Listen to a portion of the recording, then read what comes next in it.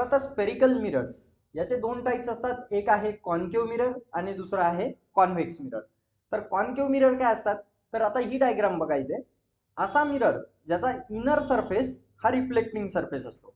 आता एका स्पियरचाच हा एक कर्व पार्ट आहे. आपण एखाद्या स्पियरला जर कट केलं तर आपल्याला असा पार्ट मिळतो, याला आपण म्हणतो कर्व सरफेस. आणि या कर्व सरफेस ची जर का बॅक साइड पेंट केलेली असेल, तर आता ह्या ज्या तुम्हाला लाइनिंग्स दिसत आहे याचा अर्थ आहे की ही साइड पूर्ण पेंट केलेली आहे. आणि आतली बाजू जी आहे कर्व, ती एक रिफ्लेक्टिंग सरफेस आहे.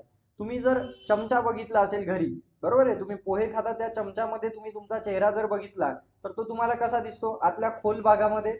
सेम हा कॉन्केव मिरर तसा वर्क करतो, त्याच्यामध्ये चेहरा आपला असा पसरट दिसतो. सेम या कॉन्केव मिरर मध्ये सुद्धा तसंच दिसतंय. मग अशा वेगवेगळ्या डिस्टन्सवर याच्या वेगवेगळ्या इमेजेस कशा फॉर्म होतात ते सुद्धा आता आपण समोर बघणार आहोत.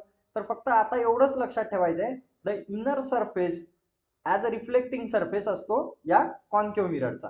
ठीक आहे. If a mirror have inner surface as a reflecting surface it is called as a concave mirror, याची डेफिनेशन आहे.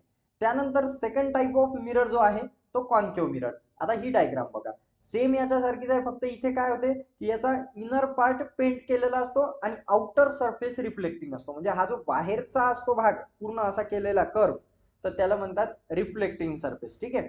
तर आता इथे याच्यामध्ये कसं असते, तो चमचा जर तुम्ही उलट्या बाजूने बघितला, मागच्या बाजूने त्या चेहरा बघितला, तर हा तसा वर्क करतो. म्हणजे the mirror which have the outer surface as a reflecting surface is called as a convex mirror, असं आपण म्हणू शकतो. आता याचे वेगवेगळे युजेस आहेत, वेगवेगळ्या इमेजेस फॉर्म होतात याच्यामध्ये पण वेगवेगळ्या डिस्टन्सवर. त्या कशा तयार होतात ते सुद्धा आपण समोर पाहणार आहोत. आता फक्त या दोन गोष्टी लक्षात ठेवा, याला कॉन्केव मिरर म्हणतात, याला कॉन्व्हेक्स मिरर म्हणतात. याचा इनर सरफेस रिफ्लेक्टिंग असतो, याचा आउटर सरफेस रिफ्लेक्टिंग असतो. ठीक आहे. आता वेगवेगळ्या याचे जे पार्ट्स असतात त्याच्याबद्दल आपण स्टडी करू.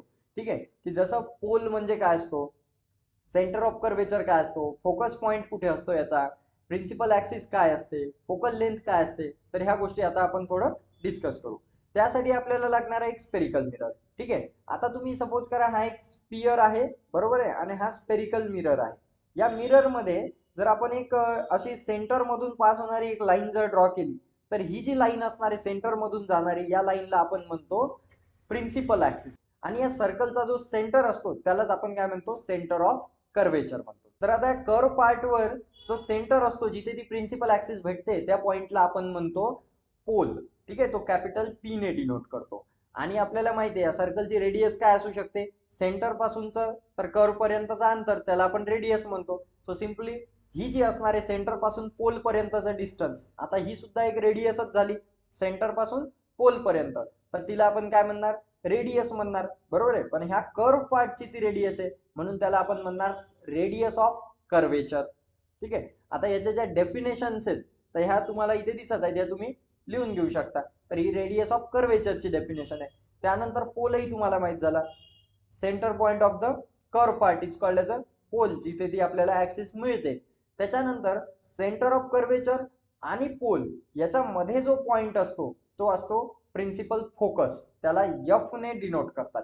ठीक आहे. म्हणजे जेव्हा काही रे ऑफ लाईट एका पॉइंट मधून पास होतात तेव्हा तिथे त्याला आपण म्हणतो फोकस पॉइंट, आणि तो असतो सेंटर ऑफ कर्वेचर आणि पोलच्या मधात.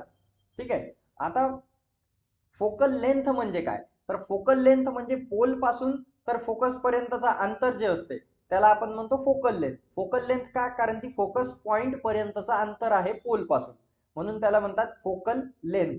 मधातली जी लांबी आहे it is called as focal length. आता एवढं आलं लक्षात. आता याच्यामध्ये काही डाऊट आहे का तुम्हाला, क्लिअर झाले. ठीक आहे. आता वळू आपल्या नेक्स्ट पॉइंट कडे.